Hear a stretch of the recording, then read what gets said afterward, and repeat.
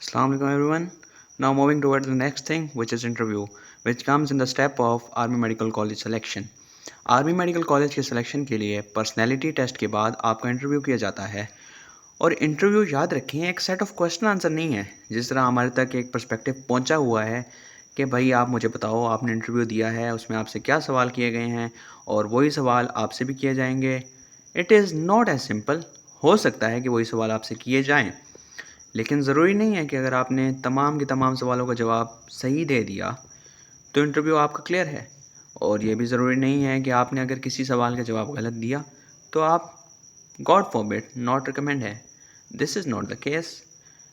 Actually interviewer को आपके answer से गर्ज नहीं होता, बल्कि उनको आपके नॉलेज और आपके जो पर्सपेक्टिव है, आपके कॉन्फिडेंस और आपका जो ओवरऑल कंडक्ट होता है, उस बेस पे वो आपकी सिलेक्शन या रिजेक्शन करते हैं।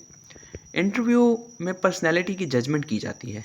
देखें, आप एक टफ़ सिचुएशन से गुजर के आए हैं, आपने बहुत सारे मराहिल गुजारे, आपने फ़िज़िकल दिया, आपने मेडिकल दिया, आपने टेस्ट दिए, आपने कंप्यूटराइज टेस्ट दिए, उसके अलावा आपने नम्स एमडीकैट भी दिया।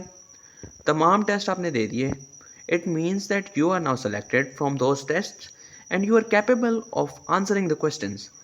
लेकिन अब बात यहाँ पर आती है कि आपकी पर्सनैलिटी क्या है, आपके अंदर कॉन्फिडेंस कितना है, आप मामलात को हैंडल किस नहज पे जाके कर सकते हैं, आपके अंदर सेल्फ बिल्ड कैपेबिलिटीज़ क्या हैं, आप किस तरह मुश्किल हालात का मुकाबला कर सकते हैं, आप किस तरह लोगों को फ़ायदा दे सकते हैं।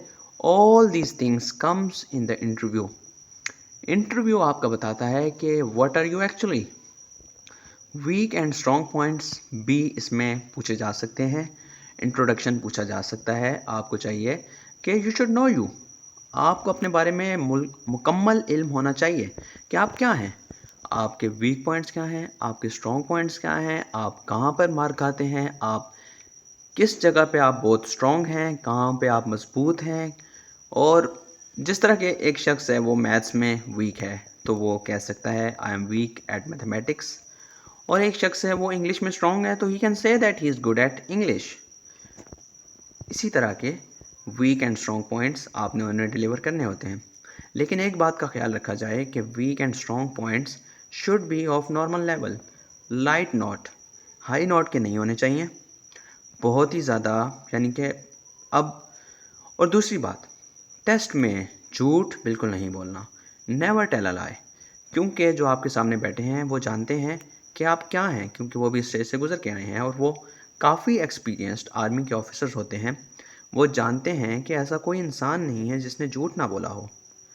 इसलिए whenever they tell you that do you speak lie, do you tell lie, then you should say yes I do। लेकिन इस झूठ को आपने लाइटर नोट पर रखना है, यानी कि मैं इन चीज़ों में झूठ मैंने बोला है, इसमें बोला है, उसमें बोला है। Try to speak the truth. उसके अलावा ओवरऑल कंडक्ट, आपका ओवरऑल कंडक्ट क्या है। बज़ाहिर ये बातें बहुत ही छोटी लगती हैं कि एक इंसान ने क्या पहना हुआ है, वो कैसे बोलता है, वो कैसे चलता है, वो कैसे बैठता है। बज़ाहिर ये बातें छोटी लगती हैं, लेकिन इंटरव्यू में क्योंकि आपको जज किया जाता है एक एक चीज़ पर, तो आपको चाहिए कि आपका ड्रेसिंग प्रॉपर हो, आपकी हेयर कट प्रॉपर हो, आप स्पीकिंग पे फोकस करें। उसके अलावा जो एएमसी के बायोडाटा फॉर्म्स होते हैं उसके अंदर जो भी आपने इन्फॉर्मेशन लिखी होती है, यू शुड नो दैट। आपको पता होनी चाहिए कि आपने क्या लिखा है, आप किस चीज़ में स्ट्रॉन्ग हैं। जो चीज़ आपने खुद लिखी है या आपने कहीं पर बोली है, आपसे उसी बारे में इंटरव्यू किया जाएगा। एज अ होल आपसे करंट अफेयर्स के बारे में भी पूछा जा सकता है, लेकिन ज़्यादा फोकस इसी चीज़ पे होगा कि जो चीज़ आपने लिखी है वो आपको अच्छी तरीके से पता होनी चाहिए और आपके कॉल और फेल में कोई तज़ाद नहीं होना चाहिए। इसलिए आपको अभी से तैयारी करनी चाहिए कि आप हैं क्या। यू शुड जज first your self and then let the other जज यू। Thank you.